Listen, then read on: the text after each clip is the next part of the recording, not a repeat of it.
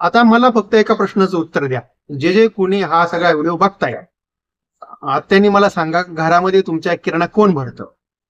बहुतेक मला माहिती आहे घरातल्या महिला आणि पुरुष दोघंही संगत जातात. गेल्यानंतर तुम्हाला दुकानात गेल्यानंतर काय वाटतंय? महागाई वाढली का कमी झाली? नक्कीच आपण बघतोय साधारणतः साधं तुम्ही जर आपल्या सोयाबीन तेलाची पिशवी जरी म्हटलं, 110 रुपयाची पिशवी 130 रुपयाला आहे. आता भाजीपाला ठीक आहे, आता आपल्याला माहिती शेतकऱ्यांना पैसे भेटले पाहिजेत, पण पावसामुळे सगळा भाजीपाला या दिवसामध्ये काय होतं, तो खराब होतो. मेथीची भाजीची जुडी जर तुम्ही घ्यायला गेली तर ती सध्या 40 रुपयाला जुडी आहे. कोबी जर बघितला आपण, तो कोबी हा साधारणतः 40-50 रुपये किलो आहे. त्यानंतर फ्लॉवर जो आहे, तो फ्लॉवर घ्यायला जर गेलो आपण, साधारणतः आता 20 रुपये पाव किलो आहे. आणि पण टोमॅटो जर घ्यायला गेलो तर 20-25 रुपये किलो आहे. बटाटे 25 रुपये किलो आहे.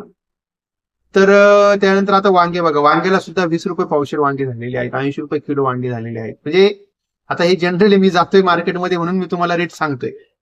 पण आज काय झालंय का, मार्केट क्लोज झाल्यानंतर महागाईचे आकडे आलेले आहेत आणि महागाईच्या आकड्यानुसार सरकारचं असं म्हणणं आहे का महागाई नाहीचे तो हातामध्ये, अजिबात नाही महागाई, 1% मायनस आहे. जून महिन्याचे जे आकडे आलेत महागाईचे, जून महिन्याच्या आकड्यानुसार सरकारचं असं म्हणणं आहे का फूड इन्फ्लेशन जे आहे, ते फूड इन्फ्लेशन हे मायनस मध्ये आहे.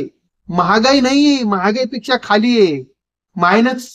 भारतात महागाई फूड इन्फ्लेशन जून महिन्यामध्ये -1%. जे आपल्या मे महिन्यामध्ये महागाई जी होती 1%, ती आता मायनस मध्ये गेलीये. म्हणजे आता म्हणजे क्यू करा वाटते या सरकारी अधिकाऱ्यांची, हा डाटा बनवणाऱ्यांची आणि आपल्या सरकारची क्यू करा वाटते का इतके धादांत खोटे रिपोर्ट बनवले जातात, इतके धादांत खोटे. महागाई निगेटिव्ह मध्ये, हे कसं शक्य आहे? आणि परतेशिवाय फूड इन्फ्लेशनची पॉसिबलच नाही.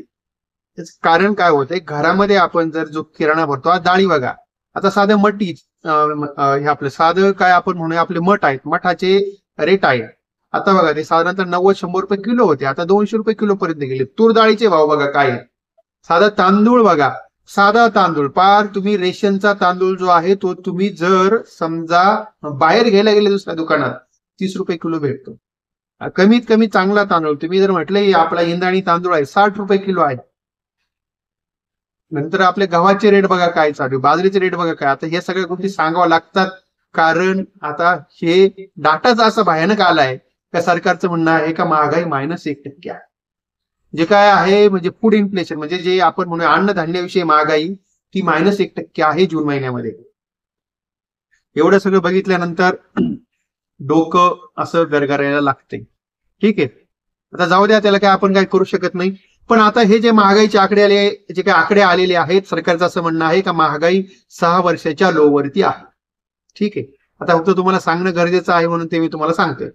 साधारणतः सरकारच्या म्हणण्यानुसार जी मे महिन्यामध्ये महागाई होती ती होती 2.82%, ती आता झालेली आहे 2.10%. ठीक आहे, तर ते आपण मानूया. आणि त्याच्यानंतर आता एकंदरीत असं दिसतंय का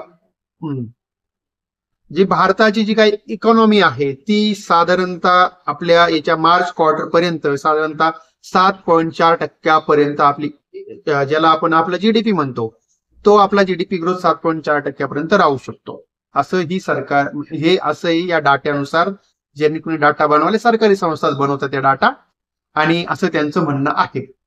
आणि त्याच्यानंतर असं म्हणणं होतं का साधारणतः आपल्या याच्या जून महिन्यापर्यंत महागाई, जे काय मोठमोठे अर्थतज्ञ आहेत भारतात बसलेले, त्यांचं असं म्हणणं होतं का साधारणतः 2.5 म्हणजे साधारणतः 2.5% पर्यंत ही आपला महागाई दर हा राहू शकतो. पण तो आता आलेला आहे 2.10% पर्यंत.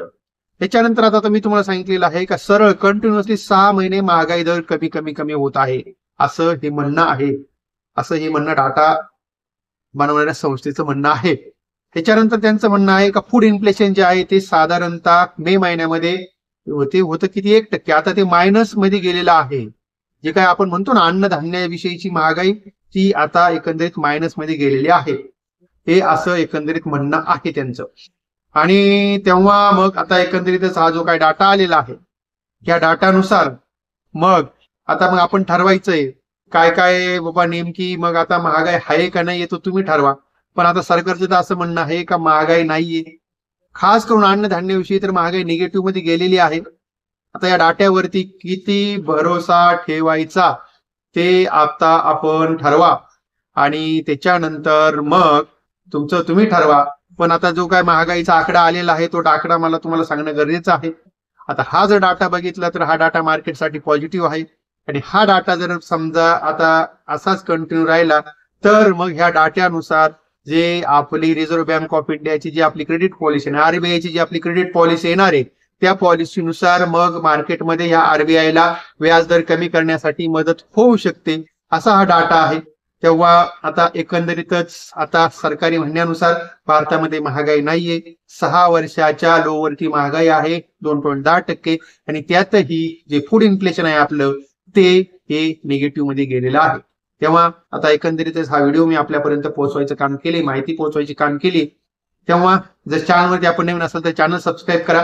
आपला टेलिग्राम चॅनल आहे त्याची लिंक तुम्हाला डिस्क्रिप्शन मध्ये खाली दिली, त्या लिंकनुसार आपला टेलिग्राम चॅनल सुद्धा जॉईन करा. आणि त्यानंतर बाकी काय नाही ना, मग आता व्हिडिओ तुमच्यासाठी बनवलेला आहे त्याला पण एक लाईक ठोकायला काही हरकत नाही. आपण परत भेटू नवीन विषयासह.